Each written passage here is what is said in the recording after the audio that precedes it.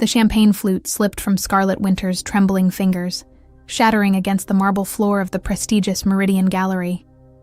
The sound echoed through the opulent space like a gunshot, causing every perfectly coiffed head to turn in her direction.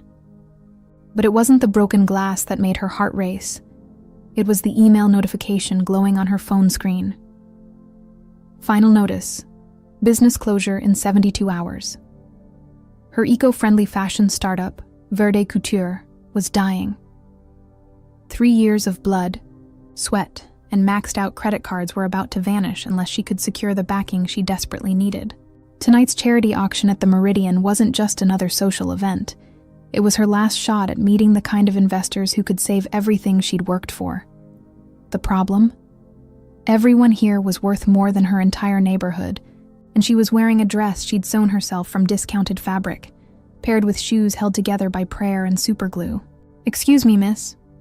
A security guard approached, eyeing the shattered glass with disapproval. "Is everything all right?" Scarlett's mind raced. She couldn't afford to look out of place. Not when Miranda Blackstone, the textile heiress known for launching sustainable fashion empires, was supposed to arrive any minute.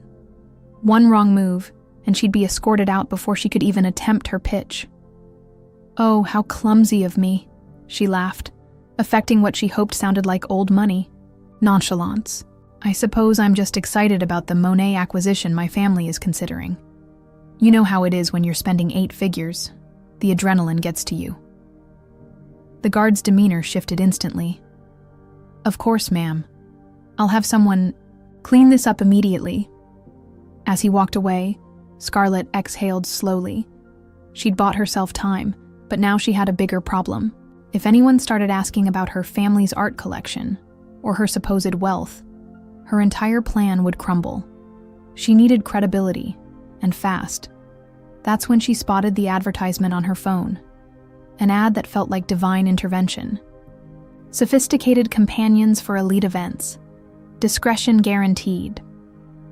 20 minutes later, she was hiding in the gallery's powder room, frantically typing a message. "Need refined gentlemen for high society event tonight. Must appear wealthy, cultured, and completely convincing as my boyfriend. Willing to pay premium rates for short notice." The response came almost instantly. "Available. Standard rate applies. I'll meet you at the main entrance in 15 minutes. How will I recognize you?" Scarlett stared at her reflection in the ornate mirror. Her auburn hair was pulled into an elegant chignon she'd practiced for hours, and despite the budget constraints, she had to admit she looked the part. Red dress, dark hair. I'll be the one trying not to look terrified. Understood. Ask for Alexander. She tucked her phone away and took a deep breath. This was insane. She was about to pay money she didn't have to a complete stranger to help her perpetrate an elaborate fraud. But as she thought about her tiny team of seamstresses who would lose their jobs, about the sustainable fashion revolution that would die with her company, desperation overrode logic. Meanwhile, across the city in a penthouse that occupied an entire floor of the Ritz-Carlton, Alexander Blackthorne loosened his Hermes tie and stared out at the glittering cityscape. At 28, he'd inherited more money than most small countries' GDP, along with a business empire that practically ran itself. His life was a perfectly choreographed performance. Board meetings, charity galas, strategic marriages discussed, by his family like mergers and acquisitions. He was suffocating in silk and gold. The notification on his phone, a message from the companion service he'd invested in anonymously, offered an unexpected escape. He'd funded the legitimate business as a lark, curious about the psychology of people who paid for companionship. But he'd never imagined using it himself. Until tonight. Standard rate applies, he'd written, though he could have bought the entire gallery without checking his account balance. There was something thrilling about the idea of being wanted for his performance, rather than his portfolio, about stepping into someone else's story instead of the one written for him since birth. He chose a Tom Ford suit that cost more than most people's cars, but looked understated enough to pass for off-the-rack to the untrained eye. As he headed for the door, his reflection in the hallway mirror showed a man who looked every inch the sophisticated companion, which he supposed wasn't entirely an act. Back at the gallery, Scarlett checked her watch nervously. Miranda Blackstone had arrived and was holding court near the Impressionist collection, surrounded by the kind of people Scarlett needed to impress. Every minute counted. "Excuse me," a voice said behind her, warm and tinged with an accent she couldn't quite place. "Are you looking for Alexander?" She turned and felt her breath catch. The man standing before her was absolutely devastating. Tall and lean with dark hair that looked like he'd run his fingers through it, wearing a perfectly tailored suit that somehow made him look both dangerous and refined. His eyes were the color of storm clouds, and when he smiled, she felt something electric shoot straight through her. This was not what she'd expected from a paid companion. Yes. You're Alexander?" She tried to keep her voice steady. "At your service."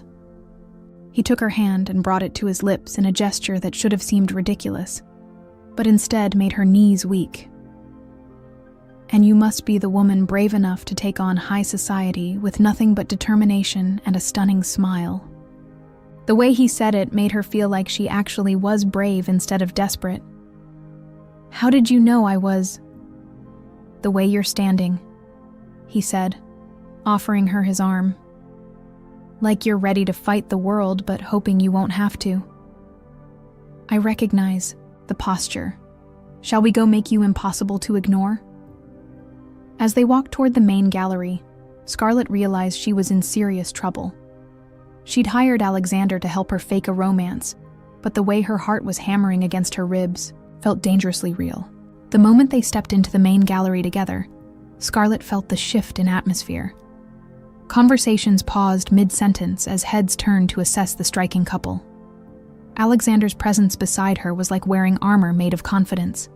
Suddenly, she wasn't the girl who'd snuck in through careful planning and fake bravado. She was someone worth noticing. "Remember," Alexander murmured, his breath warm against her ear as he leaned down. "You belong here more than any of them. You're not pretending to be worthy. You're reminding them that they should be worthy of you." The conviction in his voice was so absolute that for a moment, she almost believed it herself. "Scarlett Winters." The voice cut through the ambient chatter like a blade.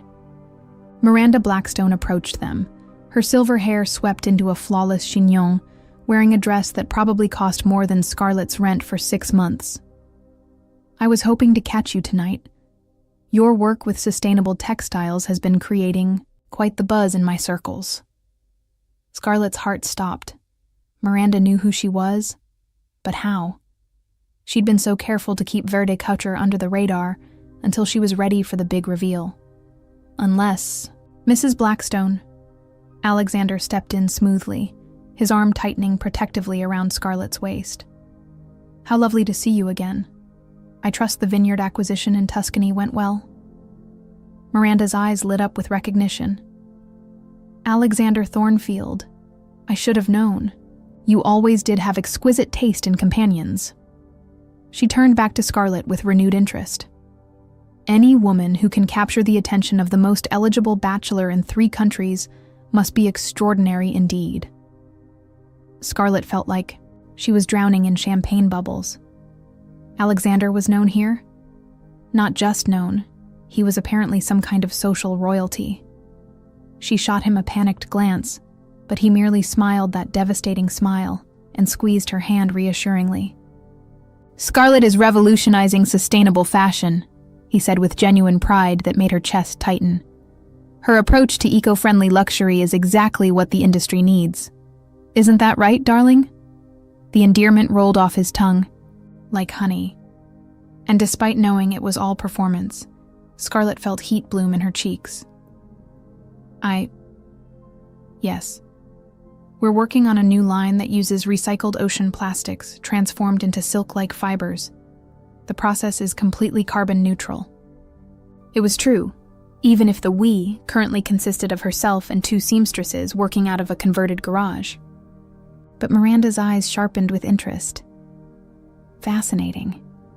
I've been looking for exactly that kind of innovation for my new sustainable luxury initiative. Perhaps we could arrange a meeting." Before Scarlett could respond, a commotion near the auction stage caught their attention. A man in an ill-fitting tuxedo was arguing loudly with security, his voice carrying across the elegant space. "I demand to speak with Miranda Blackstone. She needs to hear my proposal about revolutionary fabric technology. You can't just throw me out." Security was already moving to escort him out when Miranda sighed dramatically. "Another desperate inventor. They never understand that innovation requires more than just passion. It requires presentation, connections, the right backing." She looked pointedly at Scarlett. "Which is why it's so refreshing to meet someone who clearly understands how this world works." Alexander's grip on Scarlett's hand tightened imperceptibly. She could feel him studying her face, probably wondering if she'd crack under the pressure. But something about watching that man being dragged away, seeing her own desperation reflected in his wild eyes, sparked something fierce inside her. "Actually," she heard herself saying, "I think passion is exactly what this industry needs. Too many people are afraid to take risks because they're worried about maintaining appearances." She gestured toward the departing man. Maybe his approach was wrong, but at least he cared. "Enough to try." Miranda raised an eyebrow. How refreshingly honest. Most people at these events would never admit to sympathizing with the desperate masses. "I'm not most people," Scarlett replied, and for the first time tonight, she meant it completely. Alexander's smile widened, and she caught something in his expression that looked almost like admiration. But that was ridiculous.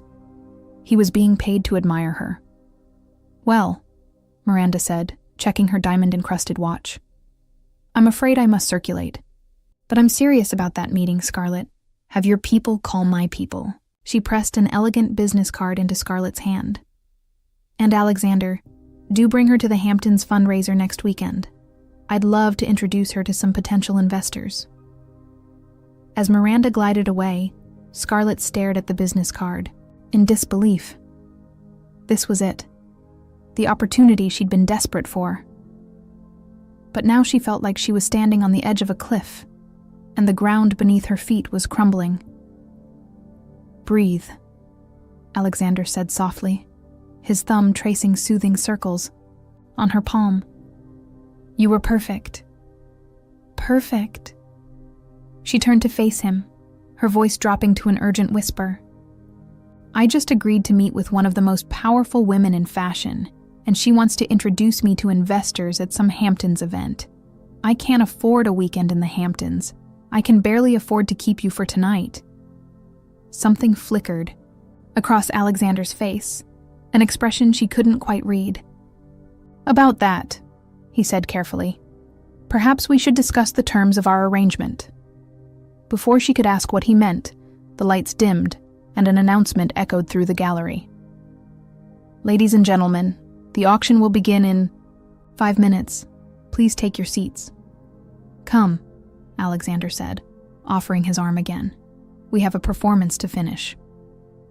As they moved toward the seating area, Scarlett caught sight of their reflection in one of the gallery's ornate mirrors.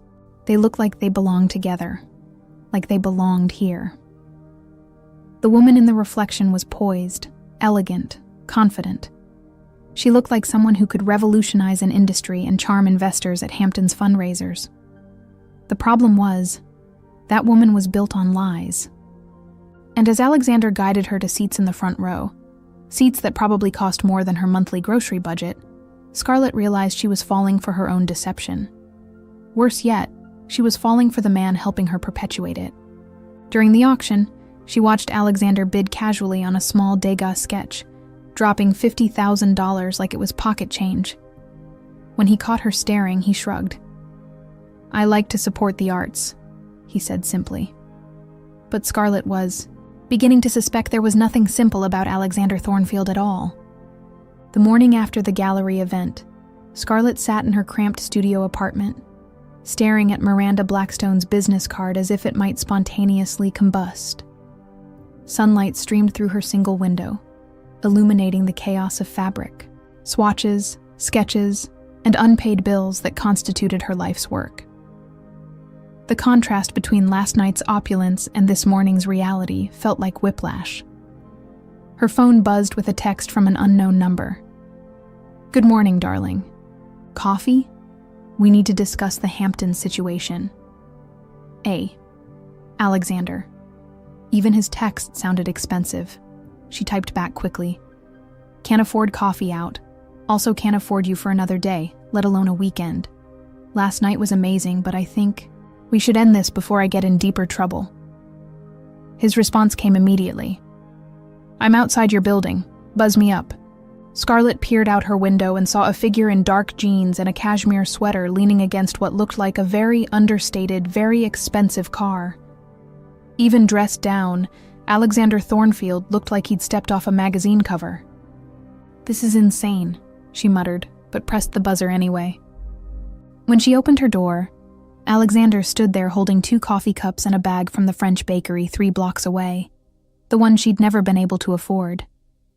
His eyes took in her apartment with curious interest rather than judgment, which somehow made everything worse.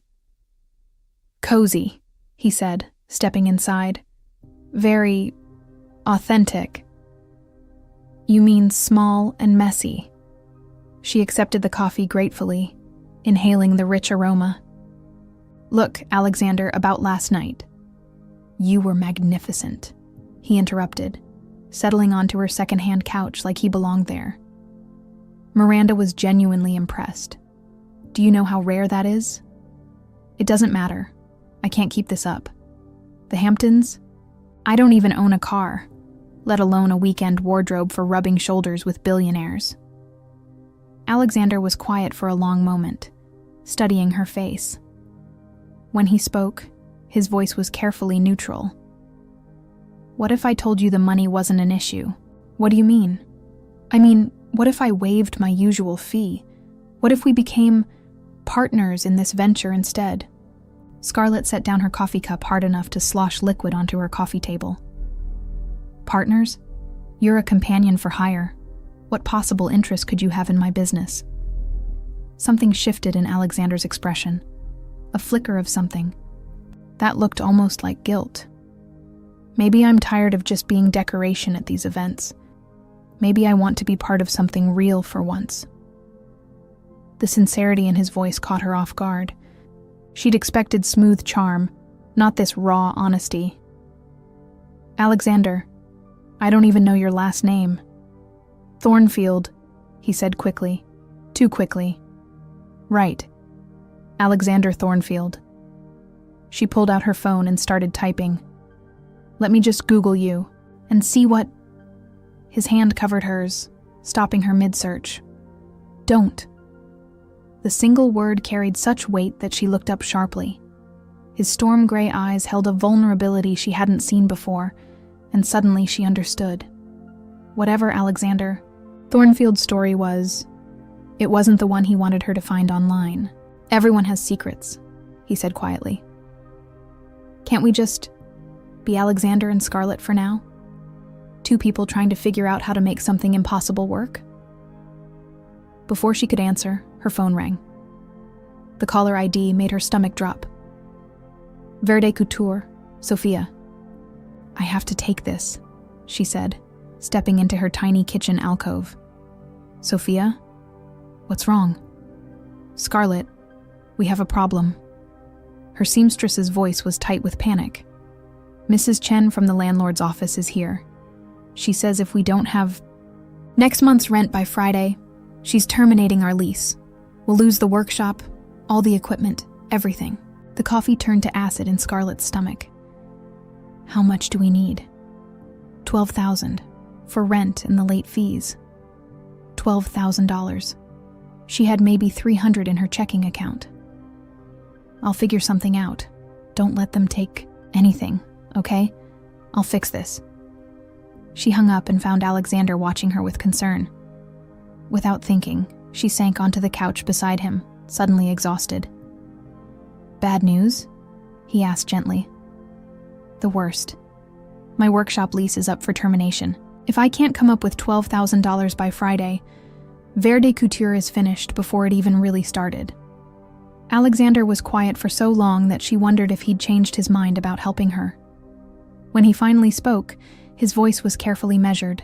The Hamptons event isn't just a social gathering. Miranda specifically mentioned investors.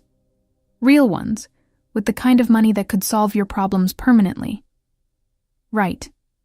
But to get to those investors, I need to survive the weekend surrounded by people who could buy and sell me without checking their bank balance.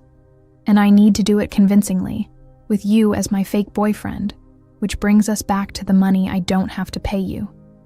I told you, forget the money. Why? The question burst out of her with more force than she'd intended. Why would you do this for free? You don't even know me. Alexander stood and walked to her window, looking out at the bustling street below. When he turned back, his expression was unreadable.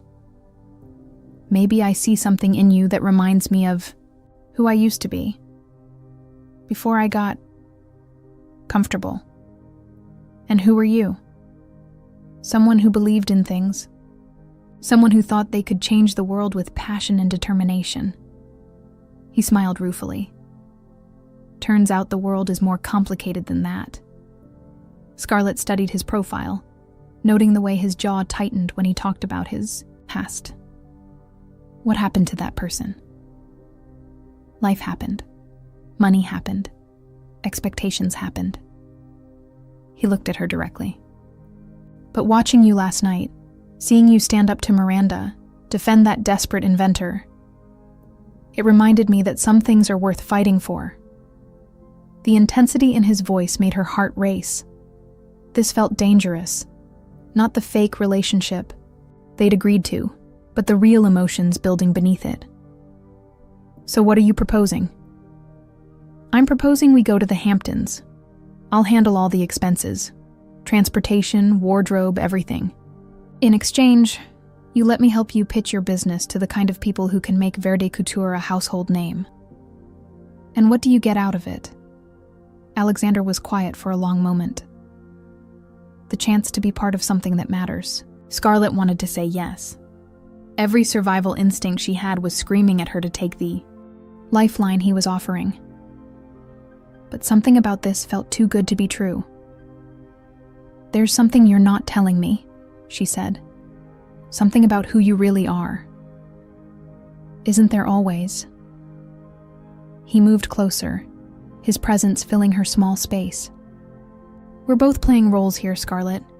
The question is whether we're brave enough to see what happens when the performance becomes real. Her phone buzzed with another text from Sophia. Mrs. Chen is getting impatient. What should I tell her? Scarlett looked at the message, then at Alexander, then at Miranda Blackstone's business card still sitting on her coffee table. 3 days ago, her biggest worry was finding money for groceries. Now she was contemplating a weekend of high stakes, deception with a man who made her pulse race, and her instincts screamed danger in equal measure. If we do this, she said finally, we do it right. No half measures, no backing out when things get complicated. Agreed. And when it's over, we're honest with each other. About everything. Something flickered across Alexander's face. Was it relief or fear? Everything, he confirmed. They shook hands, and Scarlett tried to ignore the way her skin tingled at the contact. She was making a deal with the devil, she was sure of it. The question was whether she'd survive long enough to regret it. The helicopter ride to the Hamptons should have been the most terrifying experience of Scarlett's life. Instead, she found herself mesmerized by the view of Manhattan shrinking below them, trying not to think about how much this 10-minute flight probably cost. Alexander sat beside her, seemingly unbothered by the luxury that made her feel like an imposter. Nervous? He asked, his voice barely audible over the rotors. Terrified, she admitted. This morning I was Googling how to act rich and watching YouTube videos about wine etiquette. Alexander's laugh was warm and genuine. Rule number 1, Rich people don't actually know as much about wine as they pretend to. Just nod appreciatively and mention something about complexity or finish. That's terrible advice. It's realistic advice. Half of networking is just confident nonsense delivered with the right accent. As they descended toward the Blackstone estate, Scarlett's breath caught. The property sprawled across what looked like several city blocks, with manicured gardens, a private beach, and a house that could have been featured in Architectural Digest. Other helicopters dotted the landscape like expensive toys. "Holy shit," she whispered. "Language, darling," Alexander murmured with amusement. "We're in the Hamptons now." The moment they stepped onto the helipad, a uniformed attendant appeared to handle their luggage. Scarlett tried not to gawk as they were escorted toward the main house, passing guests who looked like they'd stepped off the pages of Vogue. "Scarlett! Alexander!"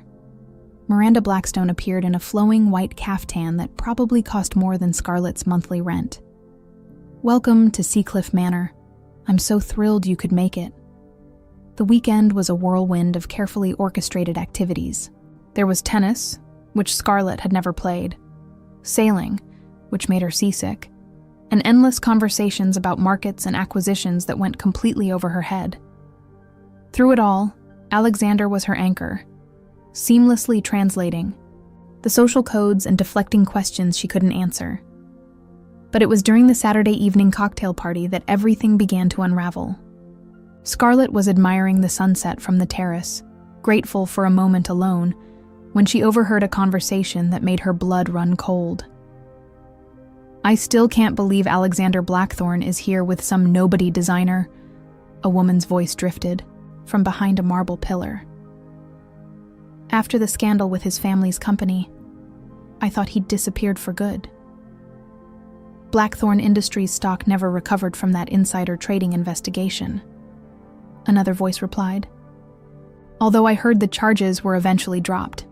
Still, showing up here with a new girlfriend seems like a desperate attempt at image rehabilitation." Scarlett's heart stopped. Blackthorne, not Thornfield. Alexander Blackthorne, as in Blackthorne Industries, the tech conglomerate that had been all over the financial news 2 years ago. She remembered now. Allegations of corruption.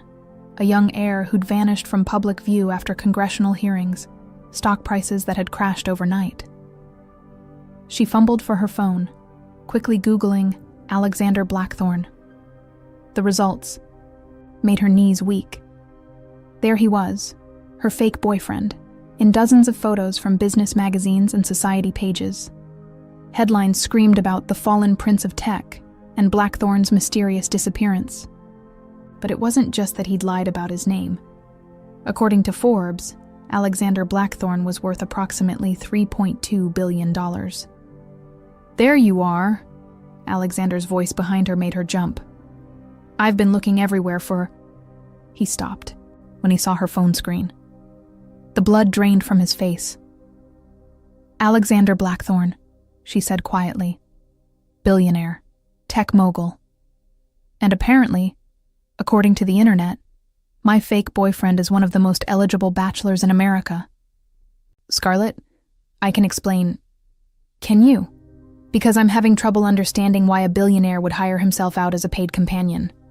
What is this? Some kind of twisted social experiment?"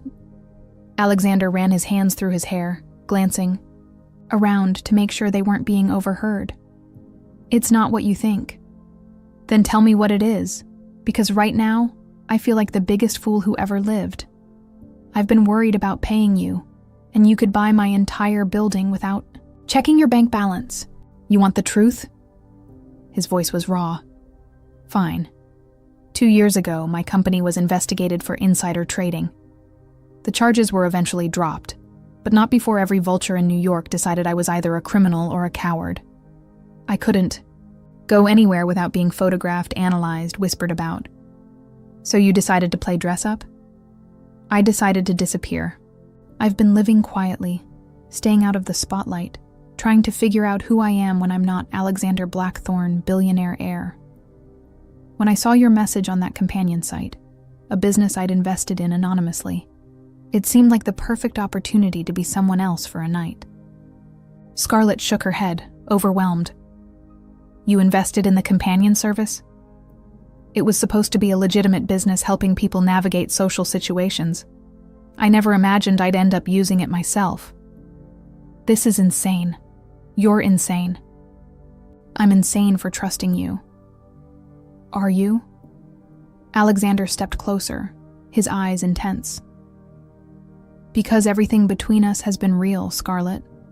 The way you make me laugh, the way you see the world, the way you make me want to be better than I am, none of that was fake.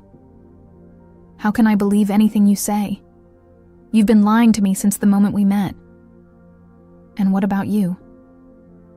The question hung between them like a blade. You've been pretending to be someone you're not from day one. At least my deception was about my past. Yours is about your entire identity. The accusation hit home because it was true. She had been lying, manufacturing a fake persona to gain access to a world that would never have accepted the real her. But somehow, Alexander's deception felt bigger, more fundamental. The difference is, my lies were desperate. Yours are just bored. The word hit Alexander like a physical blow. That's not fair, isn't it? You're playing games with people's lives because your real life is too perfect to be interesting. Meanwhile, I'm about to lose everything I've worked for. Then let me help you save it. His voice was urgent now. Miranda has 3 potential investors coming to brunch tomorrow. People who could fund Verde Couture beyond your wildest dreams. Isn't that worth one more day of pretending? Scarlett wanted to say no.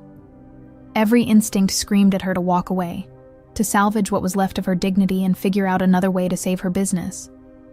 But the practical part of her brain, the part that had been fighting for survival for 3 years, wouldn't let her. One more day, she said finally. But after tomorrow, we're done. No more lies, no more games, no more whatever this is between us. Alexander nodded, but she caught the flash of pain that crossed his features. Understood. As they walked, back toward the party, maintaining their perfect facade of coupledom, Scarlett realized that somewhere along the way, the line between performance and reality had blurred beyond recognition. She was angry at Alexander for lying, but she was angrier at herself for caring so much. The fake relationship was supposed to be a business transaction. Instead, it had become the most real thing in her carefully constructed world of deceptions. And tomorrow, it would all be over. Scarlett barely slept that night. She lay in the guest suite's Egyptian cotton sheets, probably worth more than her entire wardrobe, staring at the ceiling and replaying every moment with Alexander. Every smile, every touch, every word that had felt so genuine now seemed tainted by the magnitude of his deception. The man who'd made her feel like she could conquer the world was actually one of the people she'd been trying so desperately to impress. At dawn, she stood on the balcony overlooking the manicured gardens, watching groundskeepers prepare for the day's final event. The irony wasn't lost on her. She was staying in a guest suite that probably cost more per night than most people's monthly salary, courtesy of a man who'd let her worry about paying him while he sat on a fortune that could solve world hunger. Her phone buzzed with a text from Sophia. Mrs. Chen called. Again. She's giving us until 5 p.m. Monday, or she's changing the locks. Please tell me the Hamptons thing is working. Scarlett closed her eyes. 24 hours. That's all she had left to save everything she'd built, and her only shot depended on maintaining a charade with a man she could no longer trust, or look at without her heart breaking a little more. A soft knock at her door interrupted her spiraling thoughts. She opened it to find a uniformed staff member holding a garment, bag and jewelry box. Compliments of Mr. Blackthorne, the woman said with a knowing smile. He thought you might need something appropriate for this morning's presentation. Inside the garment bag was a stunning emerald green dress, silk, perfectly tailored, with lines that would make her look like a goddess. The jewelry box contained diamond earrings that caught the morning light like captured stars. Everything was her exact size, chosen with the kind of attention to detail that spoke of someone who'd been watching her very carefully.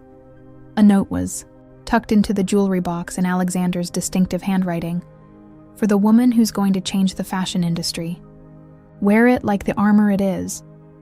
A. Despite her anger, despite everything, Scarlett felt tears prick her eyes. Even his gestures of kindness felt complicated now. The brunch was held in the estate's conservatory, a soaring glass structure filled with exotic plants and the soft sound of classical music. Miranda had outdone herself with the presentation. Elegant tables scattered throughout the space, each decorated with fresh orchids and crystal that caught the morning sunlight. Scarlett arrived to find Alexander already there, devastatingly, handsome in a navy suit that probably cost more than her monthly rent. He looked up when she entered, and she saw his breath catch when he took in her appearance. For a moment, the careful mask slipped, and she glimpsed the raw appreciation and something deeper in his storm-gray eyes.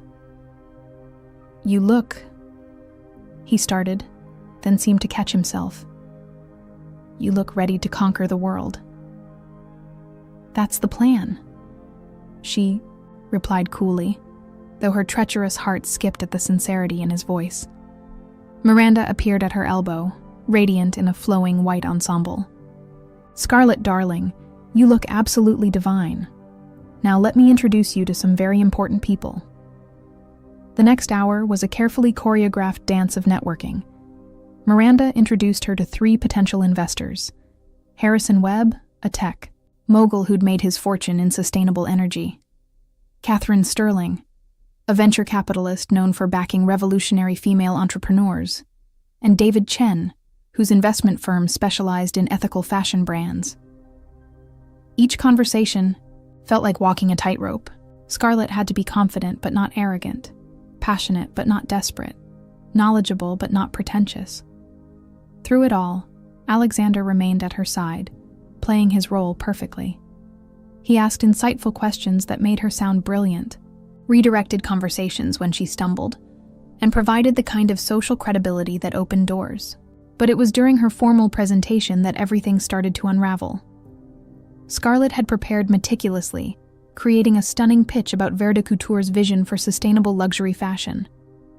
She spoke about transforming ocean waste into silk-like fibers, about revolutionizing manufacturing processes, about creating beautiful clothes that didn't cost the earth. Her passion was evident in every word, her expertise undeniable. The investors were clearly impressed. Harrison Webb leaned forward with interest. Catherine Sterling made notes on her tablet. David Chen nodded approvingly at her financial projections. "This is exactly the kind of innovation the industry needs," Catherine said. "Your approach to sustainable luxury could revolutionize how consumers think about fashion." "The environmental impact alone makes this compelling," Harrison added. "But the profit potential is what makes it irresistible." David Chen smiled. "I'd like to discuss a partnership. My firm has been looking for exactly this kind of opportunity." Scarlett felt her heart soar. This was it. She'd done it. Vert de Couture was saved. But then Catherine Sterling asked the question that changed everything. "Before we move forward, I'd like to know more about your backing. Starting a sustainable fashion line requires significant capital investment. Who are your current investors?" The question hung in the air like a sword. Scarlett's mouth went dry. She didn't have current investors. That was the whole point of being here. But admitting that would reveal the precarious nature of her situation, potentially scaring off these crucial partnerships. "Well, she began, then felt Alexander's hand warm against her back. "Actually," Alexander said smoothly, "I've been Scarlett's primary backer from the beginning." The words hit her like a physical blow. Every head in the room turned toward him with new interest, and she saw the exact moment when recognition dawned on their faces. "Alexander Blackthorne," Harrison Webb said with surprise. "I didn't realize you were back in active investing." "I'm very selective these days," Alexander replied calmly. "But when I see genuine innovation combined with authentic passion, I pay attention. Catherine Sterling's eyes sharpened. How much have you invested in Verde Couture? Scarlett watched. In horror, as Alexander casually named a figure that made her knees weak, $2 million. An amount that would not only save her business, but transform it into everything she'd ever dreamed. Impressive, David Chen said. With Blackthorn's backing, this becomes a much more attractive proposition. But Scarlett could barely hear the subsequent conversation. Alexander had just publicly claimed to be her investor, a lie that would be exposed the moment anyone looked into Verde Couture's actual financial records. Worse, he'd made her look like she'd been deceiving them about her business's financial health. The meeting concluded with handshakes and promises to draw up formal partnership agreements. As the investors departed, chatting excitedly among themselves, Scarlett felt like she was drowning in plain sight. "What the hell did you just do?" she hissed to Alexander as soon as they were relatively alone. "I saved your presentation," he replied quietly. "You were about to lose them. By lying. They think you've invested $2 million in my company. It doesn't have to be a lie." The words stopped her cold. "What?" Alexander's jaw tightened. "I said it doesn't have to be a lie. I could make that investment real." "Are you insane? You can't just throw money at this because you feel guilty about lying to me." "This isn't about guilt, Scarlett. Your business is brilliant. Your vision could actually change the industry. The investment makes perfect financial sense." "No." The word came out fiercer than she'd intended. "Absolutely not." "Why not?" "Because I don't want your pity money. I don't want to be another charity case for the bored billionaire to feel good about himself." Alexander stepped closer, his eyes flashing with anger. "Is that really what you think this is about?" "I don't know what to think anymore. Everything between us has been built on lies." "Not everything." His voice dropped to a whisper that somehow carried more impact than shouting. "The way I feel about you isn't a lie, Scarlett. The way you make me want to be better. The way you've made me remember what it feels like to care about something real. None of that is fake.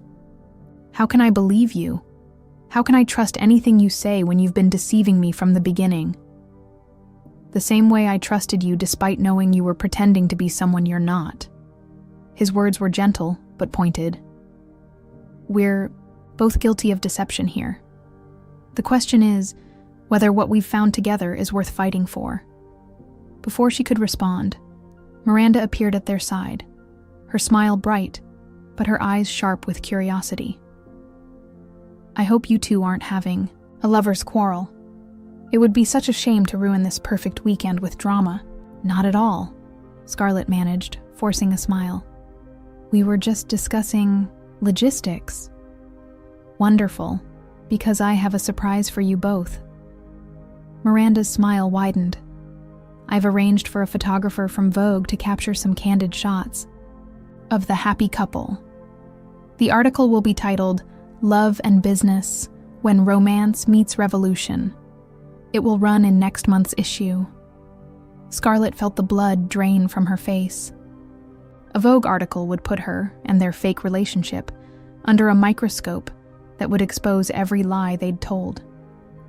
"That's incredibly generous," Alexander said smoothly, "but we prefer to keep our personal life private." "Nonsense," Miranda waved away his objection. "This kind of publicity will be invaluable for Verde Couture. Besides, young love is so inspiring. The photographer is already here. Let's just take a few shots while the light is perfect." As if summoned by her words, a woman with professional camera equipment appeared, her assistant trailing behind with reflectors and light meters. "This will just take a few minutes," the photographer said cheerfully. "I understand you're the couple behind the sustainable fashion revolution. How romantic." Scarlett caught Alexander's eye, seeing her own panic reflected there. They were trapped, refusing. The photos would raise questions they couldn't answer, but taking them would create a permanent record of their deception. "Shall we?" Alexander offered his arm, his expression carefully neutral. As they moved toward the conservatory's most photogenic corner, Scarlett realized they were about to cross a line from which there might be no return. These photos would appear in Vogue, cementing their fake relationship in the most public way possible. But as Alexander's arm settled around her waist, as she felt the familiar warmth of his presence beside her, she wondered if the relationship they were about to memorialize was really as fake as she kept telling herself. The photographer's first flash captured them in profile, looking into each other's eyes with an intensity that was absolutely, devastatingly real. The helicopter ride back to Manhattan was suffocating in its silence. Scarlett stared out at the city skyline, her mind reeling from the weekend's revelations and the weight of decisions that would reshape her entire future. The Vogue photos sat between them like evidence of a crime. Beautiful, damning, and impossible to take back. Alexander had tried to speak several times during the flight, but each attempt died in the face of her stony silence.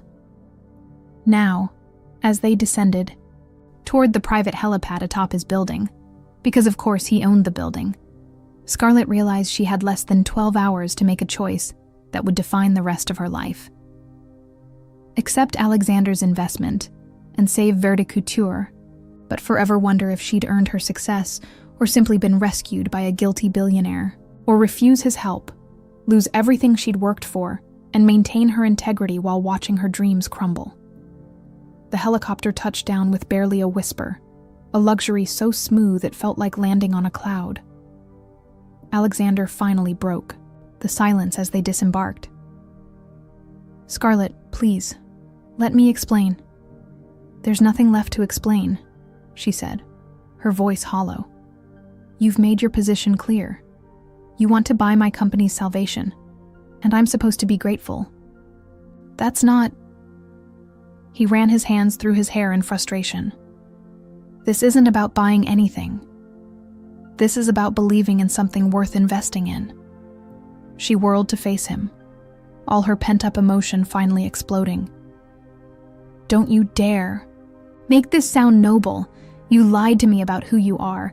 You manipulated our entire relationship, and now you want to swoop in like some white knight and fix everything with your checkbook. And what's your alternative?" Alexander's composure finally cracked.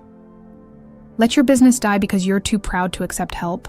Let those seamstresses lose their jobs because you'd rather fail authentically than succeed with assistance?" The words hit home because they were true. Sophia and Maria depended on Verde Couture. Their families needed those paychecks. Was her pride worth their livelihoods? "You don't understand," she whispered. "I've spent my entire life being underestimated, overlooked, dismissed, because I don't come from money. Finally,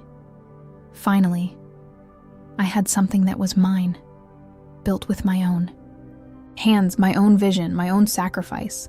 And now what? Now I'll never know if I could have made it on my own." Alexander was quiet for a long moment, studying her face with an intensity that made her want to look away. When he spoke, his voice was gentler than she'd ever heard it. "Do you want to know why I really responded to your ad that night?" Despite herself, she nodded. "Because your message was the first authentic thing I'd encountered in years. You weren't trying to impress anyone or manipulate anyone. You were just real. Desperate, yes, but honest about it. And when I met you, when I saw how you treated that security guard at the gallery, how you defended that rejected inventor, how you refused to let Miranda intimidate you, I realized I hadn't met anyone genuine in so long, I'd forgotten what it felt like." Tears she'd been holding back for hours finally spilled over. "Then why did you lie to me?" "Because I was a coward." The admission seemed to cost him something. "Because Alexander Blackthorne comes with too much baggage, too many assumptions, too much history. With you, I could just be Alexander, a man who made you laugh and made you feel beautiful, and maybe, if I was very lucky, made you happy. But it wasn't real. Wasn't it?" He stepped closer, close enough that she could smell his cologne, see the flecks of gold in his gray eyes. Was it fake when I held you during the thunderstorm at the gallery opening? Was it performance when you told me about your first design, when your whole face lit up with passion? Was it acting when we danced on Miranda's terrace and you looked at me like I was the only person in the world? Each memory hit her like a physical blow, because he was right. Those moments had felt more real than anything else in her carefully constructed life. I don't know how to separate what was real from what was performance, she admitted. Then let me show you. Before she could ask what he meant, Alexander pulled out his phone and made a call. Miranda? It's Alexander. I need you to know something. About Scarlett and me. Yes, I'm sure. No, this can't wait. Scarlett watched in growing alarm as Alexander systematically dismantled their entire charade. He told Miranda the truth, about the companion service, about their fake relationship, about his real reasons for being there. He destroyed his own reputation, his carefully rebuilt social standing, with calm, methodical precision. Alexander, stop, she whispered, but he held up a hand. And Miranda, kill the Vogue article. Yes, I'm certain. No, I don't care about the publicity. Because it would be built on a lie, and Scarlett deserves better than that. When he hung up, Scarlett stared at him in shock. You just destroyed everything. Miranda will never do business with me now. Those investors will run screaming. My reputation will be based on your actual work instead of fabricated connections, Alexander finished. Miranda is many things, but she's not stupid. She saw your passion, your talent, your vision. That wasn't fake, Scarlett. That was all you. As if summoned by their conversation, Scarlett's phone rang. The caller ID made her heart stop. Miranda Blackstone. Answer it, Alexander said quietly. With trembling fingers, she swiped to accept the call. Hello, Miranda? Scarlett, darling. Miranda's voice was amused rather than angry. That was quite the revelation from Alexander. I have to say, I'm impressed. Impressed? Scarlett's voice cracked. With your audacity, your determination, your sheer bloody-minded refusal to give up. Do you have any idea how many desperate entrepreneurs I meet every year? Hundreds. But most of them bore me to tears with their entitlement and their expectation that the world owes them success. You, on the other hand, were willing to risk everything, including your pride, to save something you believed in. Scarlett sank onto a nearby bench, her legs suddenly unable to support her weight. I don't understand. The investors are still interested, dear. In fact, Catherine Sterling called me 20 minutes ago. She said, and I quote, anyone brave enough to infiltrate the Hamptons with a fake boyfriend and passionate enough to pull off that presentation deserves my attention. Harrison Webb agreed. They want to meet with you next week to discuss terms. But the deception, the lies. Welcome to high society, darling. Half the people at my party were pretending to be something they're not. The difference is, you were pretending in service of something larger than yourself. That's rather admirable, actually. After Miranda hung up, promising to be in touch about future opportunities, Scarlett sat in stunned silence. She'd prepared for failure, for humiliation, for the complete destruction of her dreams. She hadn't prepared for success built on the ashes of her deception. The offer still stands, Alexander said quietly. The investment, I mean. But now you know it's not about guilt or pity or trying to buy your forgiveness. It's because Verde Couture is exactly the kind of company I want to support, with or without me in your life. The last part hit her like a physical blow. What? Do you mean with or without you? I mean, I understand if you can't forgive the lies. I understand if seeing me reminds you of the worst weekend of your life instead of what I hoped it might be. Scarlett looked at him, really looked at him. Gone was the polished companion, The smooth socialite, the mysterious Alexander Thornfield. This was just Alexander, vulnerable and hopeful, and terrified of her answer. "What did you hope it might be?" she asked softly. "The beginning of something. Real." The words hung between them, fragile as spun glass. Scarlett thought about the past week, about the way he'd made her feel strong and worthy and beautiful, about his genuine admiration for her work, his careful attention to her needs, the way he'd sacrificed his own reputation to preserve her integrity. "If we do this," she said finally, "if we try to make something real from all this pretense, there are conditions." Hope flickered in his eyes. "Name them." "First, I accept your investment, but as a business partner, not a charity case. I want a formal agreement, market rate terms, and equal say in major decisions." "Done." "Second, no more lies, ever. About anything, even the small stuff." "Agreed." "And third," she took a breath, gathering her courage, "you have to let me invest in you too." Alexander looked confused. "What do you mean?" "I mean you've been hiding from your real life for 2 years. Maybe it's time to stop running from Alexander Blackthorne and figure out how to be both versions of yourself, the billionaire and the man who makes me laugh." Something shifted in Alexander's expression, a lightness she hadn't seen before. "That sounds terrifying." "Most worthwhile things are."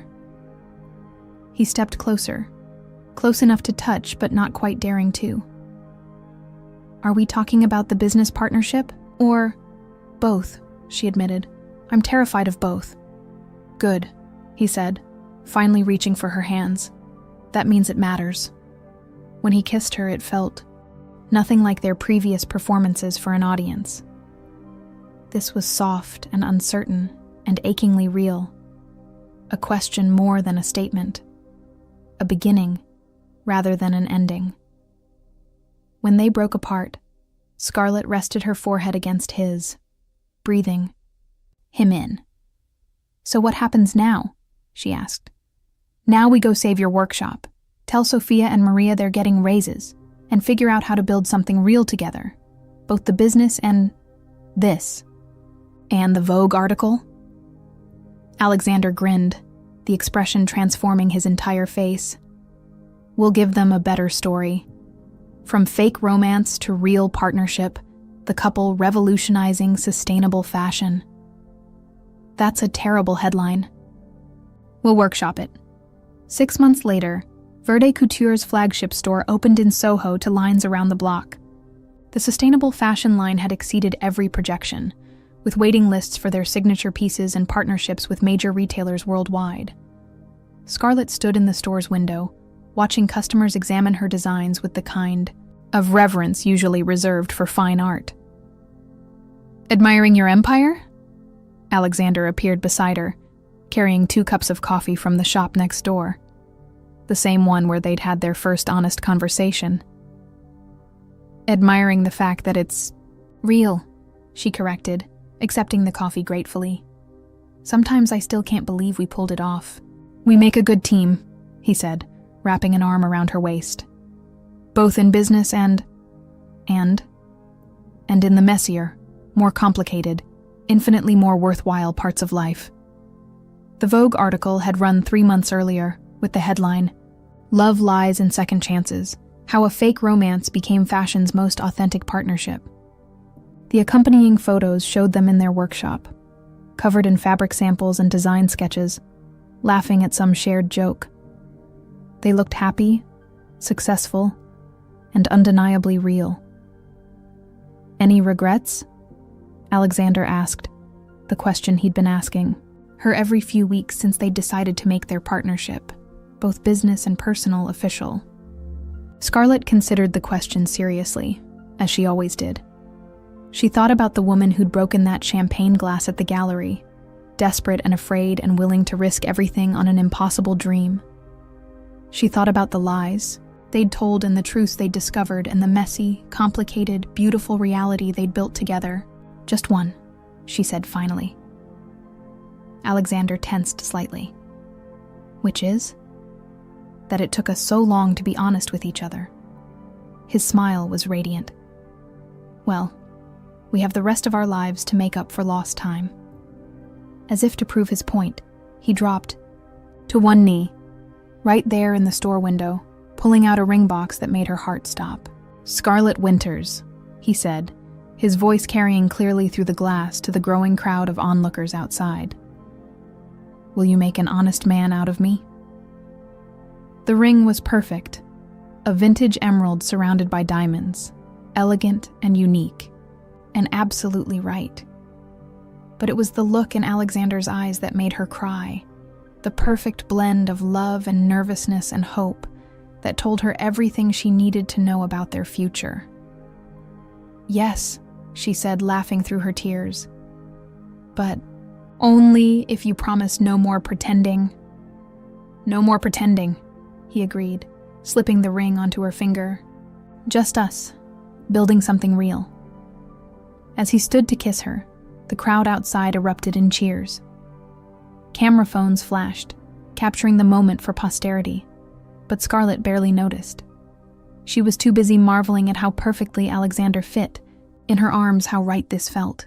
How completely her life had transformed from that desperate night at the gallery. Sometimes the best things in life began with the worst ideas.